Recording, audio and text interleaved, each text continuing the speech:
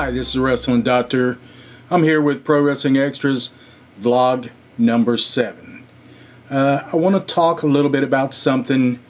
I'm going to be doing a seminar on May the 4th at the CWA Wrestling Arena in Starke, Florida. And I'm going to give you a little preview of what it's going to be like for the guys that can't make it or want to be interested in what I'm going to say. I'm going to do some things. I'm going to try to level with some of the younger kids. And everybody's a kid. When you're 60 years old, everybody younger than me I just referred to as kids. I'm not trying to be disrespectful, but let me say the main thing I'm going to say. Do not judge your wrestling match by the reaction of the fans in the crowd. And no, nobody's ever heard that. Nobody's ever told you that. You've only heard the opposite of what I am saying here. They're saying, listen to the crowd, react to the crowd, use the crowd to get you up, listen to them. That's not what I'm saying. That's all true. What I'm saying is don't judge your match by the reaction of the crowd. That's after it's over, when you think back and you say, wow, that was a great match because the crowd was just loving us. They popped for everything we did. Man, they cheered for us. One of the things that's hard to understand is fans are conditioned to be fans. And that is, fans will always cheer for the baby and boo the heel. It doesn't matter if the baby's really a good wrestler or if the heel is a good wrestler. What matters is the fans have paid their money. They want to have a good time, so they're going to come in there and enjoy themselves. They're going to react like fans are supposed to react, and they will cheer whatever baby it is. I mean, I've said this before. I've seen fans cheer 12-year-old kids that got in the ring, maybe a promoter's son that he put in the ring and they were cheering him. We see fans cheer wrestlers who the whole gimmick is they don't know how to wrestle. So they're going to cheer no matter what. They're just conditioned. You have a few fans that play the smart mark fans and want to cheer the heels, but let's throw them away right now. That's not what we're talking about. Excuse me. What I'm talking about is I've been to some shows and I've watched the matches, and backstage after the match, you know, I'm going, wow, wasn't a very good match. But the wrestlers come backstage and they're hugging each other saying, great match, did you hear that crowd, great match. And I almost went over to talk to them, but I didn't. And the reason is they don't or would not understand what I'm saying. There were mistakes made in the match. There was a very, very small story being told during the match. They actually told almost no story. They randomly did moves for no reason. The moves sometimes made no sense of why they followed each other. The finish was totally botched, but they got through the match and the fans reacted. The baby went over, the fans reacted. Or it could be the other way. It doesn't matter. The heel goes over by cheating, the fans react. You cannot judge your match by these reactions of the fans. What you need to do is always try to record your match, or if you see somebody recording the show or the match, ask them if they'll record your match. It's always best to try to get a copy of what you do and then to sit down and watch the match objectively. Don't watch it any different than you watch other wrestlers wrestle. A lot of guys say, well, I don't really care for a certain wrestler on WWE. I don't like the way he wrestles. He's not that good. I don't like a certain wrestler on TNA. I don't like the way he wrestles. I don't think he's that good. And some of them say, I don't like some of the guys on the show with me. I don't think he can wrestle. Judge your match exactly like you're judging these guys you don't think are good wrestlers and see what they are doing wrong. Watch your match and see what you are doing wrong.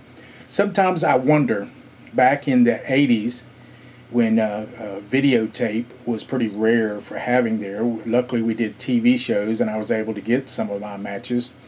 But the deal was I had a camera back then. I had an old, one of those big cameras that you mounted on a tripod or somebody carried on their shoulder, and I tried to get all my matches so I could use them to study.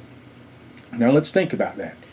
Let's think about using film to study what you're doing. Isn't that what they do in football, baseball, basketball, any sport? They do bowling. They actually view themselves bowling to watch what. Do you realize that every major sport uses film to study?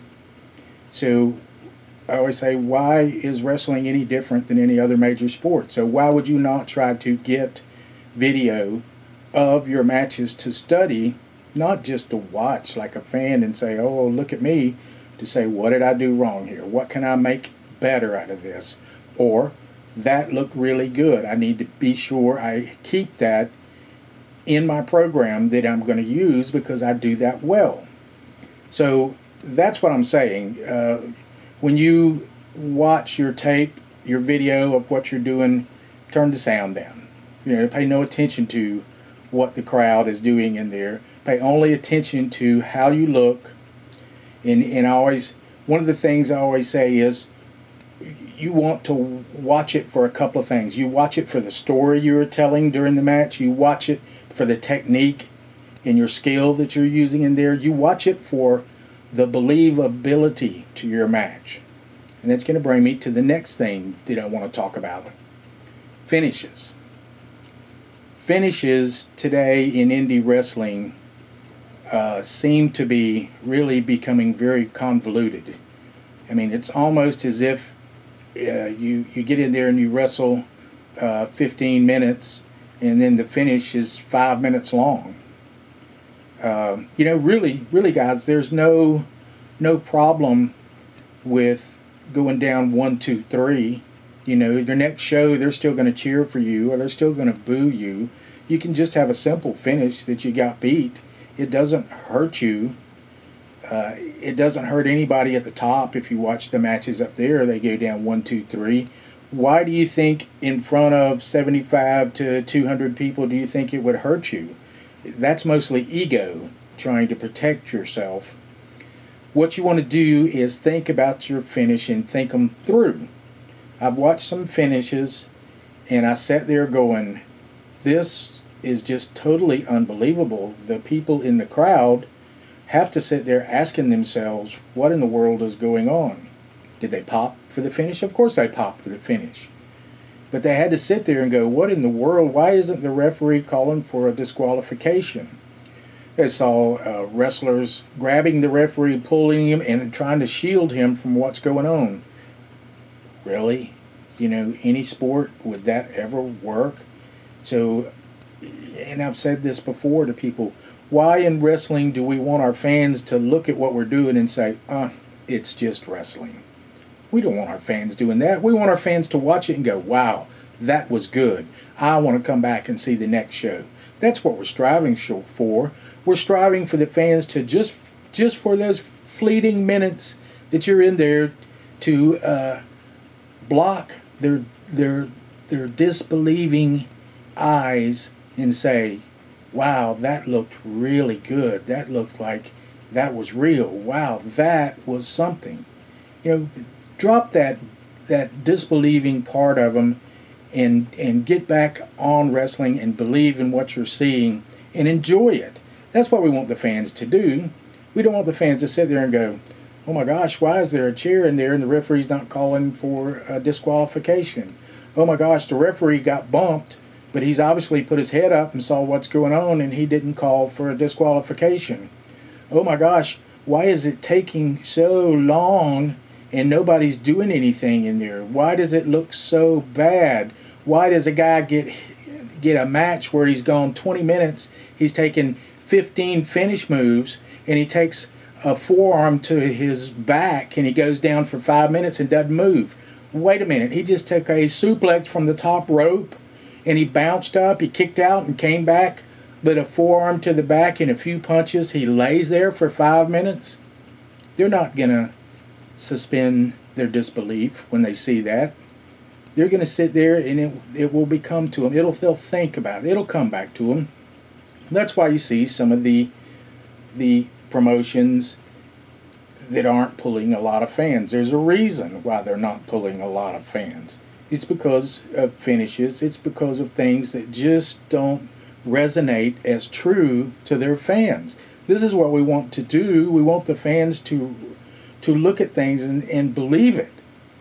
And they want to believe it. So we have to cooperate by being smarter on the finishes, think them through, use our brain. Don't make a finish get so convoluted and go so long that fans start wondering what the heck is going on there. Let's turn this back a little bit and make it a believable finish. Sure, a heel can cheat to win. There's nothing wrong with that. That's what heels do. There's nothing wrong for him to beat a baby that way. It's wrestling. That's what it's about, you know. There's nothing wrong with the heel getting pinned 1, 2, 3. He gets his heat back later. But anyway, this is a wrestling doctor. Those were a couple of things that I'm going to go over in this seminar. I wanted to touch base with you guys, this is vlog number 7, and hit these 2 things and have you think about what I said, especially the part about do not judge your match by the fans' reaction. That's something that you're not going to hear from anybody else, but think about what I'm saying. Turn the sound down, watch your match, and judge it by what you know in your heart is good wrestling. Is what kind of wrestling you enjoy watching. Is it good wrestling, or do I need to work on some things? So let me wrap this up. This is the Wrestling Doctor from Pro Wrestling Extra.